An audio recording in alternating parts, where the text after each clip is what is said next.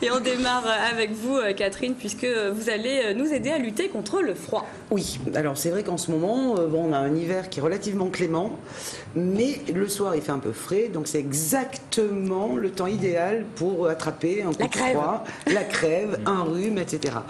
Alors avant que ne soient commercialisés dans les pharmacies, mais il y a quand même bientôt 100 ans, les baumes... qui brûlent beaucoup, moi je trouve. Qui brûlent beaucoup, mais qui débouchent le nez et font du bien aux bronches.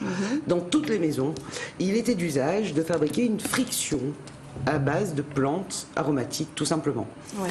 Alors, si vous voulez bien, aujourd'hui, c'est Marie qui s'y colle. Avec toujours beaucoup de gentillesse, d'ailleurs. Oui, toujours. Plus gentil que Xavier, non, Marie?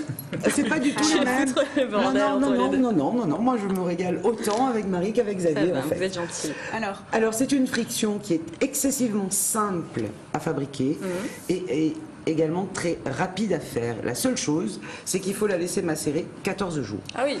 Donc, mais par contre, alors, si on a pris froid, Catherine... Voilà, on en a pour tout l'hiver. Si on a pris froid et qu'on... ça se garde des mois et des mois, puisque la base, c'est de l'huile. Oui, mais il faut prendre de l'avance, du coup. Il faut prendre de l'avance. Si on prend froid et qu'on fait sa friction, en 14 jours, on est guéri, en principe. Voilà, mais alors, si vraiment on veut prendre de l'avance, on peut potentiellement remplacer les plantes par des huiles essentielles. D'accord. Mais là, par exemple, pour vous donner un petit aperçu, je vous en ai mis un petit peu à macérer il y a 3 jours, c'est-à-dire que ça fait peu de temps. Et je voudrais juste que vous sentiez, parce que c'est magique en fait. C'est magique. Ça sent la pharmacie? Ça sent la pharmacie. C'est ça? Exactement. Exactement. Et alors là, cette friction, les herbes. On va l'appliquer sur thorax, poitrine, bronche. Et ça va, oui, bravo. Et ça va complètement déboucher le nez et désengorger les bronches. On met les grains aussi? Non. Non. Là, un petit gommage. J'imagine que c'est un gommage en même temps, c'est extraordinaire. Non, ça ne marche pas. Là, elle est en pleine période de macération. Ah, après on filtre? Ah, bien sûr. Alors on prend de l'huile, normalement on en prend 20 centilitres. Moi pour faire des économies, j'ai quand même pas rempli le bocal. Donc voilà. Donc ça c'est de l'huile C'est de l'huile végétale. Donc huile d'olive, huile de tournesol, on prend l'huile qu'on veut. Moi j'ai fait le choix pour cette friction de prendre de l'huile de tournesol parce qu'elle pénètre facilement dans la peau et elle n'est pas très grasse à l'arrivée. D'accord, donc là on la fabrique. Donc là on met dans un bocal de l'huile végétale, 20 centilitres. On rajoute à peu près 6 feuilles d'eucalyptus qu'on coupe en morceaux. Donc vous voyez que jusqu'à maintenant, c'est quand même d'une simplicité à toute épreuve. On peut même la faire préparer par des enfants. Oui, c'est même à ma portée, j'allais dire. Puisqu'on est en train de parler de transmission de recettes ancestrales. Donc là, c'est un magnifique moyen de transmettre aussi aux enfants en leur faisant fabriquer cette fameuse friction. Alors il reste un petit bout d'eucalyptus. Après, à cette huile d'olive, on a mis donc l'eucalyptus. On rajoute une cuillère à soupe de lavande. Qu'avait trouvé Hervé.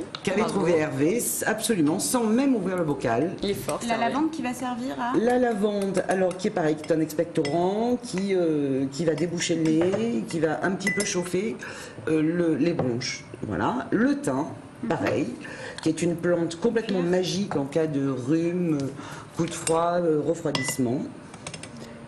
Et une fois que Marie, elle renverse rien. Elle est parfaite. C'est presque la dinette d'Annette. Oui, c'est presque la dinette d'Annette, mais Marie. Voilà. Donc, pardon. C'est vrai que j'ai l'habitude d'aider Xavier parce que j'ai toujours peur qu'il fasse tomber quelque chose. Là, non, on n'a pas besoin d'être assisté. Donc, vous mélangez. Voilà, et vous allez laisser ça à température ambiante 14 jours. D'accord. Ça ne sert à rien de laisser macérer plus longtemps, parce qu'on oublie trop souvent que lorsque on fait macérer des plantes, au début, les plantes extraient ce qui est bon, et au bout d'un moment, elles extraient aussi ce qui n'est pas bon. D'accord. Donc 14 jours, pas plus. Au bout de 14 jours, on filtre grossièrement, c'est-à-dire qu'on peut filtrer avec un chinois, par exemple. On conserve dans une bouteille très propre, et bien bouché, et on a notre friction pour tout l'hiver, voire l'hiver prochain, parce que ça se conserve des mois et des mois. Et on le conserve à température à l'ombre. L'huile, ça tourne pas.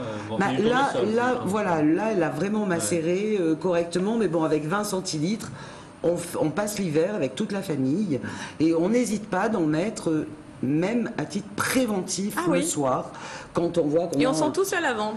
Et on sent tous pas mal, d'abord remarquez, l'eucalyptus, parce que Ouais. vous avez dit que ça sentait la pharmacie. Oui. Et là, on est sûr que c'est 100% naturel et que ça vaut largement tous les baumes que l'on peut trouver dans le commerce. Parce que de toute façon, ce sont les mêmes composants. Alors, s'il me reste quelques Oui, il vous secondes. reste quelques minutes même, Catherine, pour d'autres petits conseils. Alors, les anciens. C'est rare, avaient- hein, une Oui, minute. c'est vrai que c'est rare. Oh là là, profitez-en. Les anciens avaient pour habitude, en cas de refroidissement, au coup de froid, de faire d'abord et avant tout une inhalation. Donc on fait bouillir de l'eau dans une casserole, on met des plantes adéquates, toujours pareil, lavande, thym ou romarin. Ce qui est le plus important étant les vapeurs. La tête sous le torchon. Exactement, Hervé. La tête sur le torchon. On essaie de rester à peu près 5 minutes. Oui, mais sauf qu'après, ça débouche vraiment le nez, quoi. Donc inhalation, tisane. J'ai envie de vous dire tisane de tout de n'importe quoi, puisque l'essentiel c'est de boire quelque chose de très très chaud pour transpirer. Donc on boit une tisane la plus chaude possible avec du miel. On se met sous la couette et on transpire le plus possible. Ça, ce sont vraiment les conseils de base pour les refroidissements, rhumes et coups de froid. Merci beaucoup, Catherine. Voilà. Et toutes ces recettes, on les retrouve dans votre livre Recettes et astuces d'autrefois pour aujourd'hui aux éditions Odile Jacob.